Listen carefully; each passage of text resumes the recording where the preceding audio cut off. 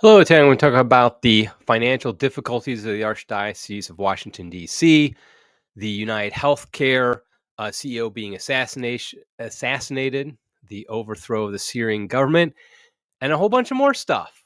Today on Crisis Point, hello, I'm Eric Sammons, your host, editor-in-chief of Crisis Magazine. Before we get started, just want to encourage people, smash that like button, subscribe to the channel, and also let other people know about it. I was going to make a comment about smashing it like the U.S. government likes to smash leaders it doesn't like, but I couldn't think of a funny way to say it, so I'll just stick with that.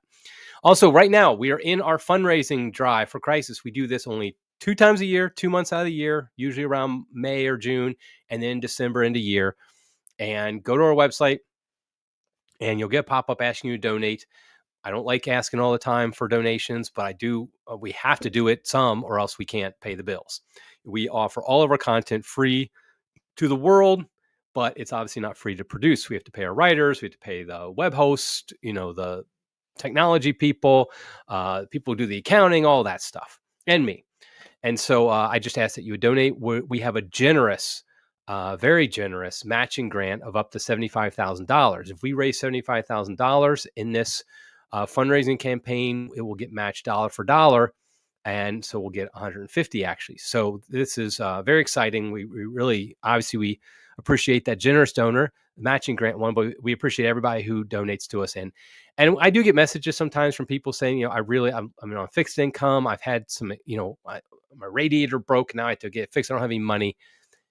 Pray for you guys. I really do appreciate that. I'm not just saying that. I understand that everybody can donate. We don't expect everybody to donate. But at the same time, we always appreciate your prayers no matter what. So, okay. So today I'm going to cover a number of topics. The first one, let me just go ahead and dive right into it. The first one is, got the wrong headlines up here. This is a well-run machine. See if we can raise more money, this will be better run. That's probably not true, but anyway. Okay. So the first headline is Archdiocese of Washington faces financial problems. And basically, this is in the pillar that the Archdiocese of Washington, D.C., led by Cardinal Gregory, is having some financial difficulties. They are very much running a multi-million-dollar deficit right now, and they're trying to figure out ways to make that up. And one of the things they're talking about doing is the diocesan assessment. This is, every diocese has this, where they basically tax the parishes. So you donate $100 to the parish, a certain percentage of that goes to the diocese. Typically, that's how every diocese does it a little differently, but that's the most common thing, is something like that. But there's always certain donations you can make that are exempt from that diocesan assessment. And what they're basically saying is, we're going to make nothing exempt. We need more money. And I think this is interesting, because the reason they're saying they need more money is because donations have dropped greatly since 2018, when the McCarrick scandal broke. Remember, Theodore McCarrick, former Cardinal Theodore McCarrick, was the head of Washington, D.C. Archdiocese in the early 2000s, and then Cardinal Wuerl replaced him, and then there was allegations, and actually pretty much proven, that Cardinal Wuerl basically kind of covered up the problems with Archbishop with former Cardinal McCarrick. And so, needless to say, a lot of people stopped donating, and I don't blame them. Oh, by the way, real quick, an aside, my apologies right now. I'm fighting a nasty cold, but I'm here for you, people. I'm here for you. And so if all of a sudden I sneeze, or I have to blow my nose or something like that, or my voice sounds funny, my apologies, but I'm doing that now just to make sure it's clear. If RFK, if you're listening, I'm not taking any big pharma drugs to take care of. I'm doing all natural remedies. So, please, don't put me on the list of big pharma clients. But anyway, now going back to Archdiocese of Washington, I think this is interesting, because I remember I lived in the Archdiocese of Washington for 10 years, from 2001 to 2011. And during that time, Cardinal McCarrick was the Archbishop for about, I think, 6 or 7 of those years. Cardinal Wuerl came in. I can't remember what year he came in, but maybe 2006 or 7. But when Cardinal McCarrick was running the diocese, he had a massive fundraising campaign for a special, we're going to raise a ton of money for the future. And it was very aggressive. There was a couple things Cardinal McCarrick was very good at. One of them was raising money. And this was very aggressive. I remember this is wild. I was, we were married and I had 3 kids. No, maybe I just had my 4th. I can't remember, but we were a young family. We didn't make a lot of money. I didn't make a lot of money. We're just, kind of just trying to make it. And in DC area, you need to make a lot of money just to make it through the day because how expensive everything is. I remember though that our associate pastor came to our house specifically to ask for money. Like he basically invited himself, and he was a great guy, by the way. I loved him, but he was asked to do this by the pastor who had to do this. They went to people's houses, and what they did was the people who donated, the regular tithers at the parish, they'd go to their houses and they'd ask for a big donation for this big fundraising campaign. And I remember when he came to my house, they have a number in mind that they figure out. And he asked me for $20,000. And I remember just almost falling off my seat. I think I started laughing because $20,000, I mean, this is 20 years ago. And that was just, there's no way I had $20,000. I mean, if I was being very generous and giving a ton, maybe I could give 2,000 or 3,000, something like that. And that would be a real sacrifice. And they figured it out. What they did was they calculated based on your tithe. And like we tithe 5%, because that's what I think you should do to your parish, tithe 5%. But since most people tithe so little, we look like big tithers, big donators. And so by their calculations, we should have basically been giving, just, $20,000. And I did give something to it. But my point of the story is they raised tens of millions of dollars in that campaign. And the whole point of it was for the future stability, financial stability of the Archdiocese. And now look, 20 years later, they're running deficits because of the same person who raised all that money, McCarrick. He is causing it. And I think it's more than that as well. There's a lot of reasons. And the fact is, I think we're going to see this more and more. Some dioceses have gone bankrupt. And I think more and more dioceses are going to have financial problems. Because the fact is, basically, there's 3 reasons. One is the bishops are just not inspiring leaders.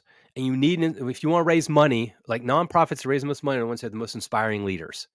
And they're just not inspiring. Also, I think they probably mismanage at times. I mean, these bishops aren't trained for financial dealings. I mean, it says something about they've been failing to keep pace with the increased cost of operating the pastoral center, which is the diocesan office in DC.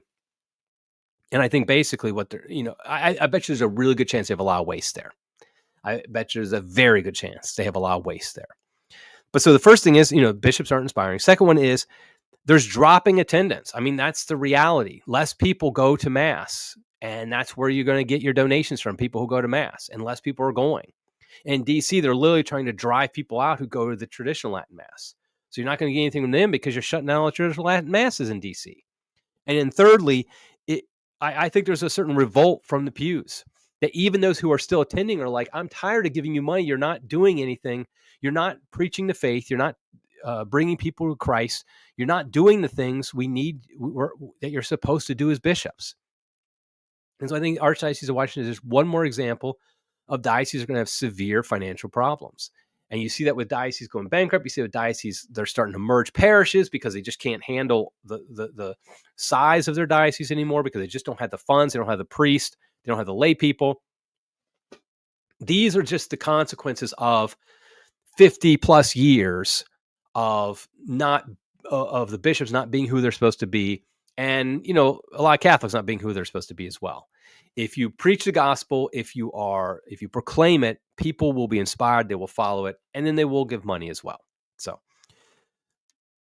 next story is the USCCB opposes drafting women. I was actually pleased to see this, but then I was a little disappointed. Basically, there's a provision in the National Defense Authorization Act that would require women to register for military draft. Right now in America, for those who don't live in America or might not know this, basically when you turn 18, if you're male and you turn 18, you have to register for selective service, which means if there was a draft, your name would be in that. I remember doing that when I was 18. My son did that a few years ago. Every man has to do that in America when they turn 18. But women do not. because women are not eligible for the draft. But now there is a move to make women eligible for the draft. Now, fortunately, the USCCB wrote a letter to the appropriate congressional leaders and said, we oppose women in being part of the draft. Kudos to the bishops. Absolutely right. Women should not be part of the draft. However, it always seems like whenever we compliment the bishops, there's always a however after it. However, they also said the USCCB has long held that the practice of making military service as an option for women, but not an obligation, has served us well as a society, the bishops wrote, citing a 1980 statement on the issue. I'm reading this from the Catholic Vote article by it. Has it really been good for society, having women in the military? I would argue not. I think women should not be in the military for two major reasons. The first is just the effectiveness of the military. The military, its purpose is to kill things and destroy people. And I'm sorry, destroy, that's fine. Destroy things and kill people. That's the job of the military. I mean, that's what they're supposed to do. When they're called into action, it's to destroy things and kill people. Women are not made to do that. Thank the Lord. Thank God. I mean, he's the one who did it. Women are not made to do that. And I understand there are many positions in the military where they're not actually doing that directly, because there's a whole thing about women in combat or not. Women shouldn't be in combat, and I don't think women should be in the military at all. I mean, obviously you could have nurses that are serving the military, things like that, but I just don't think it's right. And this is the other reason, not only effectiveness, but morality. A nation that asks its women to defend it physically is a very poor nation. Women should be the last resort. If you've killed all the men and now you're coming, yeah, sure, the women should pick up their guns and start shooting. I'm not saying women can't defend themselves. Like in a household situation, if a house is getting attacked by marauders or pirates or whatever, and the man gets killed, all the sons get killed, the women, yeah, they can pick up their guns, they can be defending as well. But the idea of women in the military is just a very it's a sign of the decline of our country, and any country that does this, that you would ask your women to defend your nation in the military. It just shouldn't be done. So good for USCCB for being against drafting women, but bad on them for acting like it's no big deal that women are actually in the military. Okay, so the next big news story is kind of the news story of the week, and that's Brian Thompson, the UnitedHealthCare CEO, was assassinated last week. And this was pretty wild. I mean, it was cold-blooded. Somebody basically just came up and shot him in the back a few times and then escaped for about 5 days, I think it was. And what was interesting about this is right after he was assassinated, when this became news, there was an outpouring of support online for the shooter. Not in sympathy for the man who died and his family, but for the shooter, because there's such a deep hatred of insurance companies and our medical system. Now, here's the thing. I understand that. Our medical system is so broke, it's just ridiculous. And the insurance companies are so terrible, and everybody has a terrible experience with them. I remember my first job. This has been going back for a while. I think it's much worse after Obamacare. Gets worse every year. But I remember 30 years ago, my first job. First time I really had health insurance of my own. I remember I would get every single claim I made in the first few years. My wife was having our first child and some other things. It would get denied initially. I'd have to call them up every time to convince them this was legitimate. And essentially I realized what they were doing. Somehow I had been flagged to deny everything. And so it's just a real hassle, real stress, having to wonder, are they actually going to pay for this or not?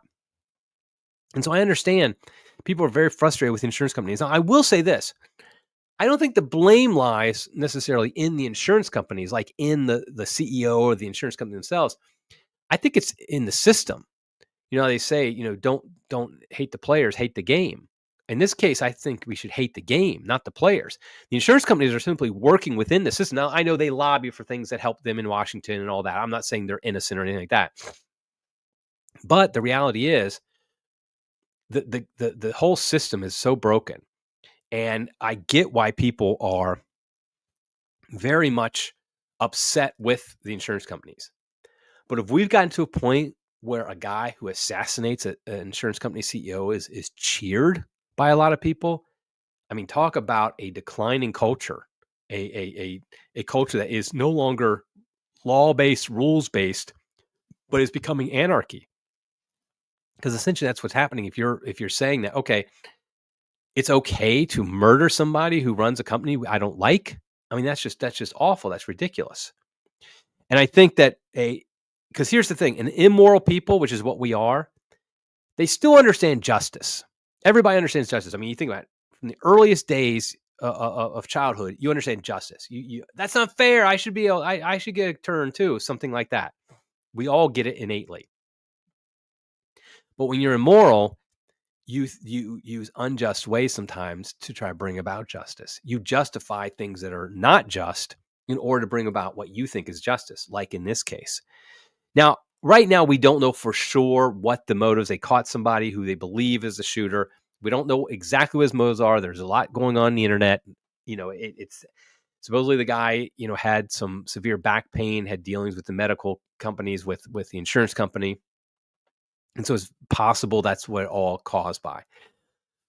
It's also possible the whole thing is like somehow some other reason that they're using this guy as a patsy. I've seen a lot of theories about that online. I would just caution this idea of it's some type of conspiracy where they're just using this guy as a patsy. Because I've seen people say like, oh, this guy is super intelligent. He's gone to Ivy League schools, but then he does this. He's in a McDonald's in the same outfit he wore a week before and stuff like that. Here's the thing. This isn't the movies. People are not able to commit crimes easily, of this nature at least, easily and without making mistakes. In fact, that's one of the things detectives always count on, is that people who are doing these things, if you read about real crime, not television crime, real crime, detectives always count on mistakes being made by the people committing the crimes, because we just don't know how your brain works in this situation. I mean, let's say let's say this guy did it and he shot the guy. He might have thought he was going to get caught immediately. He might have been 5 days there, like, I can't believe they haven't caught me yet. And he might be thinking, who knows what he's thinking. So I wouldn't jump to a conspiracy theory that this is some type of like he's the patsy and it really was somebody else, or he was controlled by somebody and they're giving him up or whatever. I'm not saying it's not possible. I'm just saying don't assume just because things seem a little weird, just because things aren't perfectly laid out, like it doesn't mean it's not true, because in real life is often very messy. And so I just would hesitate on that. The last thing I'll say on this is I have not had health insurance for 8 years now. More than 8 years, I think. Yeah, 8.5 years now. I use Samaritan Ministries, which is a health share business, and there's other ones as well, where basically you pay in monthly, and each month you pay other people who have health share needs. So, for example, if something happens in my family and we have a medical issue with some expenses, I basically submit it to Samaritan. They then send it out to people, and people send me checks to pay for it, to make up for it. And that's what we do. It's not insurance. So when I go to the doctor, I go to the hospital, wherever, it's self-pay. I pay it out of pocket, but then I get reimbursed. I'm a big fan of it. It's always worked well for me. With healthcare costs going up, it's getting more and more difficult, for a lot of these things. But I personally think it's works out well. So I've been out of the health insurance game for a very long time, and I've been very pleased with it. Now, I will say my family's relatively healthy, praise God, and so like I haven't had some of the major expenses, but I think it covers those as well. Next story is the Syrian government was overthrown. Now, if there's one thing I know about American foreign policy, is that when we do a regime change somewhere, it always works out perfectly. It's always better than it was before. That is not true. We love to do regime changes throughout the world, and they almost always end up being worse situations than when we started. And I really think this is what happened here. I think this was a regime change that the U.S. government's been wanting to do for years, and now finally was able to do it, through various reasons. I think mostly Russia no longer being able to kind of support Syria because they have their own issues with Ukraine and things like that. There's even talk about maybe this part of negotiations, like Putin basically said, okay, I'll leave Syria to you guys if you guys will kind of let me do my thing in Ukraine. I don't know if that's true or not. Here's the thing. I'm not saying Assad, the leader of the previous leader now of Syria, was some great man and somebody we should all look up to. He's a dictator. However, the fact is that he brought stability to Syria. Syria was basically one of the most stable governments in the Middle East. He also protected Christians, which is very important to remember. And it's similar in some ways to Iraq. I mean, Iraq, the same thing was true. Saddam Hussein protected Christians. He had a relatively stable country before we came in there in the 90s and then in the 2000s. And so the new leader, though, apparently is going to be a guy who has been with Al-Qaeda, who we used to call a terrorist and think was awful. Now he's a rebel. Now he's a freedom fighter. It's always interesting how the United States government on one day can say this guy is a terrorist, the worst evil man in the world. And basically, if politics shifts, okay, now he's a freedom fighter and now he's a rebel. And so I think it's pretty obvious that Syria is probably going to fall into chaos. And unfortunately, the most likely victims of this chaos is going to be the Christians in Syria because they were protected basically by Assad. And so I think it's like, I'm not claiming Assad was like the greatest leader ever, but I am saying that I think things will get worse. And that's that's something we should have learned a long time ago when we engage in this regime change in other countries. Is we're like, oh, that's bad. We want to fix it. And our fix is worse than what it was. And I think that's exactly what's going to happen here. Now, the question is, why is the U.S. care about this? Like, why were we kind of pushing this along? I actually don't know. I mean, I think it's odd. I think the number one thing we want is American foreign policy, the neocon foreign policy, has always been, what can we do to make sure nowhere else is stable, but we're stable? So we're always in control. They want instability around the world because that gives us more power. And I feel like this is just one of those things that another place where we're going to cause instability so that we can continue to have power and control. We don't want countries to be too strong because we feel like it's a threat. Any strong country to us is a threat. And I think it's very misguided. I think it's awful. I think it's immoral, but that's just kind of the reality of the way things are. Next story, the problem with Nick Fuentes. Now, some of you may not know who Nick Fuentes is. He is a commentator. I mean, I guess that's what I am too. He's a commentator. He's been online for a number of years. He's a young guy. He's very talented. He's very bright in a lot of ways. He has a very large audience. And he's also awful, for lack of a better term. Now, I know all the young groypers who are his followers are going to be like, oh, you just don't understand. You're an old guy with gray hair. Okay, fine. Maybe that's the case. The fact is, he's most well known for, he's accused often, I should say, of being anti-Semitic and being racist. And he's also Catholic, by the way. At least he says he's Catholic. He said disparaging things about the traditional Latin Mass. He's also said disparaging things about marriage, which makes me wonder how much of a Catholic he really is. But, he does claim to be Catholic. And, but people accuse him of being anti-Semitic and racist. But his supporters say, no, that's not true. That's just, you're using those terms. People use those terms all the time. And it's true. Anti-Semitic and racist have become almost worthless terms because of the fact that they're so overused and they're applied in situations where they should not be applied. But I think they do work in this situation. Let me just give you an example. This is why I bring it up, because what happened last week on X, a friend of mine, Trevor from Trinity Brewing, he posted something on X showing his family, his family, his father and mother, they adopted a couple of black children a number of years ago, I think. And so, he's white, and it's a white family, but they adopted some black kids. And he put a picture of it. And he was just saying, he adopted his African-American kids and how beautiful it is. And he did in response to Nick Fuentes kind of making fun of some interracial family. And Nick Fuentes actually replied, and he just put in quotes, African-American. And, there's one meaning of that is he's making fun of the term African-American, which is kind of dumb, but okay, whatever. But then all of a sudden you got a flood of responses. I mean, I've been on X for a very long time. I'm pretty jaded to what people say on there. I'm pretty used to the nasty things people say. I don't think I've ever seen nastier replies to a text, to a post than they did to Trinity Brewing's post about his interracial family. I mean, it was just the nastiest things. I mean, they were. I can't even say it is a family broadcast, so I literally can't say anything that they said. But it was just, trust me, it was vile and disgusting. Now, people say, well, that's not Nick Fuentes. That's other people. That's people claiming his followers. He's not like that. He just said African American. Well, here's the thing. Fuentes isn't a dummy. He knows exactly what he's doing. When he does this, when he posts this, he knows he's sending all of his followers there, and this is exactly what they're going to do. He does not say at any time, guys, stop this. This is over the line. We shouldn't do this, whatever. No, he encourages it. And therefore, you have to just ask, is he himself actually a racist? And I'd say yes.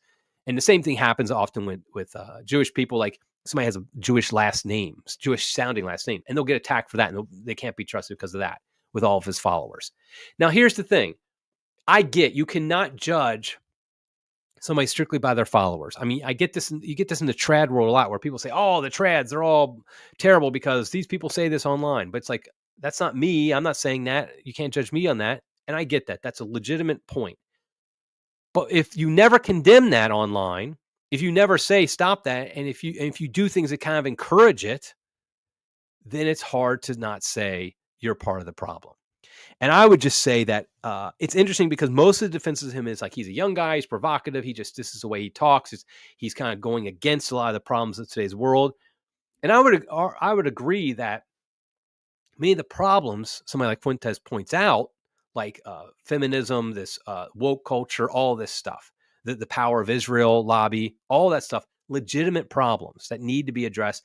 And most of our society, our culture, shouts down and shuts anybody up who dares to even bring it up. And so what Fuentes does, he goes the opposite extreme because he's like, well, we're not allowed to say anything, so I'm just going to say the most extreme reactionary things to kind of offset it. I just don't think as Catholics we should be supporting that, because what we should do is say, yes, here are the problems and here is the solution. Denigrating marriage is not a solution. Making fun of interracial families is not a solution. Making fun of people with Jewish last names, whatever, is not, attacking them because they have a Jewish last name is not the solution, not the Catholic solution, at least. And so I think we have to be very much reject this idea that we have to be reactionaries and do things of this nature. So I personally, I mean, the nice thing is I've noticed most of actually, this is what started this online for me, was I said, I basically posted something to the effect of, I've never met a well-adjusted young Catholic man who follows Nick Fuentes. And I still say that. I mean, more came up to me on Sunday and told me after Mass and said, yeah, we don't. And so I really think that this is I'm not sure how big a phenomenon it is, but I would say if you're Catholic, don't follow people like Nick Fuentes. They're not going to lead you to Jesus Christ, a full understanding of the church and her teachings. There's plenty of other commentators out there that you can listen to and follow. Obviously, first go to the sacred scriptures, go to the tradition of the church, things like that. But don't follow these people who are just, honestly, they're reactionary, trying to make a buck online. By being reactionary, they know they're going to have a lot of engagement when they do these things. Another story I want to talk about is Gwen Stefani. Gwen Stefani. I saw this, like I was on YouTube and I was scrolling through and all of a sudden I saw an ad with this odd looking woman who was promoting Hallow. And I didn't know who it was. I found out later it was Gwen Stefani, who I've heard of, but I didn't really know what she looked like or anything like that. She's like a pop star and all that stuff. And she's basically talking about praying and she's promoting Hallow. Now, to note, I have done a podcast on Hallow about a year ago and my issues with it. And I encourage you to go find that. But I was just surprised. I saw that and I was like, oh, of course they got another celebrity who's probably not really that good of a Catholic or even a Catholic at all promoting this. But then all of a sudden I saw everybody's talking about, oh, how exciting is Gwen Stefani? She's Catholic and she's promoting prayer and all this stuff. Guys, don't we get it by now? Hallow is a corporation, a VC-backed corporation with hundreds of millions of dollars behind it, and they're paying millions of dollars to celebrities to promote their app.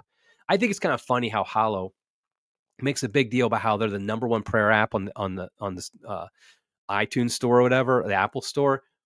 You're paying probably hundreds of millions of dollars more than any other prayer app. Most prayer apps are a couple guys who put something together, throw it up there, and have no marketing. You guys are spending literally tens of millions of dollars at least in marketing Of course you're number one. If you're not, that'd be embarrassing. Now, here's the thing. Gwen Stefani might be a practicing Catholic. She might be great. I know in the past she supported like LGBTQ stuff. And she's done a lot of things like her the way she dresses, music, stuff like that is not something that you want as a model for Catholicism. Maybe she's changed. I don't know. But just because a celebrity is promoting Hallow does not make them a good Catholic. Because when you get paid millions of dollars to do something, you're just going to do it. I mean, we don't know if it's true or not. That's my point. Don't look to her and be like, oh, now we have this person who's this great model because she's promoting Hallow. No, she's getting paid millions of dollars to advertise something. Do you really think every celebrity who endorses a product really loves that product? Really believes everything they're saying? No, they're actors. They just say what they're told to say and they get a big check for it. So I just think that we have to avoid this celebrity culture as Catholics. When a celebrity, I mean, I feel like we're so desperate. Like a celebrity says something remotely Catholic and we meet like, oh, look how great it is. Look at it. So-and-so said something about, Catholicism positive, just because most celebrities hate us. And so we get so excited when one of them shows that maybe they don't hate us. But let's not act like they're models we should look to. We should be looking at, religious sisters and monks and priests and things like that, moms and dads who are living out their faith. That's our models, not celebrities who are paying millions of dollars just to say, use this prayer app. So I'm not railing on every single person who's ever, used the Hallow app. If it's helped you, fine. I'm just saying, let's recognize what it is. It's a VC-backed company with hundreds of millions of dollars investment, and they're paid to, and they were given that money in order to have that money returned to the VCs. When a venture capitalist gives you tens of millions of dollars, he's expecting a return of more than that. And so Hallow's business model is to make a lot of money. I'm not against that. I love capitalism. I love the free market. But just recognize what it is. It's not a matter of Hallow's just this 100% like charity that just simply is trying to save souls. Its primary purpose is to make money. Like, I did a fundraiser pitch at the beginning of this show. Crisis is a nonprofit. You give to us simply so we can pay our bills in order to offer you the stuff we do for free. Hallow has to pay back their VCs. So they have to do things to make money. So they have business models to make a lot of money. That's what their purpose is. And like I said, nothing wrong with that as long as we understand and we're not pretending that it's something that it's not. Okay, final story, my white pill of the week. Bitcoin hits 100,000. Now, some people might ask, why is that your white pill of the week? First of all, I've been a big proponent of Bitcoin for 11 years now, and I really believe in it. And 100,000, what does that mean? I mean, in one sense, it's meaningless. I mean, what's the difference between 99,000 and 101,000 or whatever? The fact is, though, it's a big psychological barrier. It kind of shows that Bitcoin is becoming more and more established as a monetary system, as an alternative monetary system. And I think that's good because it's a superior monetary system to our current fiat-based monetary system where the government can just print money as much as they want. And I think it's important that we create these alternative monetary systems so that we can get out of the fiat cycle, which basically makes the poor poorer, the rich richer, and really makes it so that we're incentivized to spend rather than save. All these problems. I talked about this in the Bitcoin interview I did with Devin Rose a couple weeks ago on this podcast. Listen to that if you're interested. But I think it's exciting. I think it's good news that Bitcoin hit 100,000 because it just kind of shows that it's maturing. It's coming of age. It's been around for about almost 16 years now. Almost 16 years now. I think it's coming of age. I think that's a good sign. Okay, last thing I want to do is just take your questions and comments. I appreciate the people who are here on the live chat and making comments. So let's go ahead and hit them. Okay, James says, gay priests abusing boys seem to have a financial impact on diocese. Okay, you said it very bluntly, and what you said is very true. I mean, there's no question that, when we're talking about the Archdiocese of Washington having financial difficulties and other dioceses, a lot of it has to do with the abuse crisis. And frankly, it does have to do with gay priests.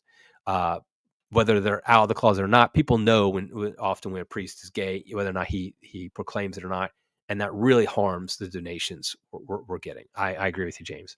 Don't like that Astros logo you got there. I'm not an Astros fan, but respect for the comment. And James also said, if we were required to live by the rules of feminism, then feminism requires females to be subject to the draft. That is true. I mean, that is feminism. That's why we need to reject feminism. Feminism is evil. It's wrong. It's caused massive destruction in our society.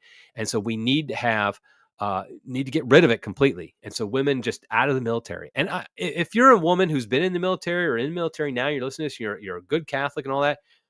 I mean, I understand why you'll feel a little defensive. But the fact is that the military's purpose is a masculine purpose. And we don't hear that anymore. We don't want to believe that, but it's true. It's a masculine purpose. Men are created to defend, to protect women and children. That's what we're supposed to do. Now, I'm not saying there aren't women out there who do way better in combat than me. I am sure there are. I am not some, military expert. I'm not somebody who can fight very well or anything like that. But at the same time, that doesn't mean, though, we should have our military comprised of women. Okay, what's this say? BC Cock, I think. I'm behind on the Archdiocese of Washington, D.C. story. Wasn't one of the reasons Bishop Strickland was removed because of financial mismanagement. That's one of the reasons they said. That's a very good point, though. They made a big deal when they got rid of Strickland. Everybody knew why they were getting rid of Strickland because he criticized Pope Francis. But they said financial mismanagement. But to this day, they've not shown any proof of that. Here we have a diocese, an archdiocese, that is admitting to major financial problems, financial mismanagement. Really, they're kind of claiming, "Oh, we're doing everything by the book, it's just donations." But let's be honest, they're losing a lot of money. Why hasn't Cardinal Gregory been called to the carpet? Why hasn't he been threatened to be kicked out if he doesn't get the financial order, in line? That's a great point. James, again, do the Dems want to hand off chaos to Trump? I mean, I think there's no question what's been happening the past couple of weeks since Trump won on the foreign policy front is trying to undermine Trump. Like all the money we're now sending to, more money we're sending to Ukraine, how we're letting them fire missiles that we're basically running into Russia, now Syria, all this stuff. I do think they want as much chaos as possible in the foreign policy area so that Trump is going to be hamstrung. I do not doubt that for 1 second. People might be like, "Oh, people aren't that evil." No, they are. And if they have a lot of power in DC, they definitely are. Didymus Simidind, I think is the name here. Fuentes is awful. The only thing he's right about is the Jews. I mean, I think, okay, that's a tough one. I don't agree with the second part of that. Okay, he's right about a few things. It depends what you mean by right about the Jews. If you're talking about his criticisms of the modern state of Israel and what it's doing, yes, I agree. The problem is he goes beyond that in his language and what he encourages in his followers. They make it like anybody who's Jewish is suspicious. Even Jewish converts to Catholicism are held in suspicion. I think that's wrong. I don't think you can hold like individuals responsible for what some people of their demographic group. That's identity politics is what it comes down to. So I agree Fuentes is awful. I also think he's awful in the Jews, not because he's wrong necessarily about all the political aspects of the Israeli lobby and the state of Israel and stuff like that, but because he goes beyond that into a very honestly anti-Semitic way of looking at things. Okay, last comment. August TV 123, surprised that a Gen X guy wouldn't know much about Gwen Stefani, LOL. Yeah, I know she's older. I mean, I've heard of her, of course. I'm not like that out of it. But I really don't follow pop culture, and I haven't for decades. And so, like, what will happen is I'll hear about somebody, like I hear her name, so I know there's a Gwen Stefani out there. I think she's a singer. I don't think she's an actor. I know she does, she's popular, stuff like that. But like when I was scrolling through YouTube and this very bizarre looking woman showed up talking about Hallow, I had no idea who it was. I had to look and see. I had to look up to see who it was. And when I say bizarre women, I think all bizarre looking women. I think all these pop stars, the way they dress and their makeup and hair and all that stuff is just kind of insane. So yes, I know I sound like an old guy now, but that's okay. Okay, well, I'm gonna wrap it up there. I appreciate you, everybody on the live chat, people who contributed. I do, and we'll continue to do this. Various stories during the podcast, maybe others. Also, if you've listened this long, that means you're a real supporter of Crisis. Thank you very much.